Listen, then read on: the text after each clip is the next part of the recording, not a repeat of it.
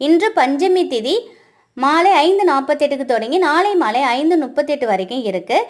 இன்னைக்கு இரவு 8லேருந்து 9 மணிக்குள்ள சுக்கிர ஓரையில் நீங்கள் ஒரு சின்ன தட்டில் மஞ்சள் போட்டு குங்குமம்லாம் வச்சுட்டு அதன் மேலே கல்லுப்பு பரப்பி வைங்க. இந்த கல்லுப்பின் மேலே கொஞ்சம் மஞ்சளால் ஸ்ரீங்கிற மந்திரத்தை எழுதுங்க. அதுக்கப்புறம் கல்லுப்பை சுற்றி 6 மொச்சை பயிரை வைங்க. இது சுக்கிர பகவானுக்கு மிகவும் உகந்தது. அந்த ஸ்ரீங்கிற மந்திரத்துக்கு மேலே ஒரு அகல் விளக்கில் நீங்கள் மஞ்சத்திரி போட்டு விளக்கேற்றுங்க.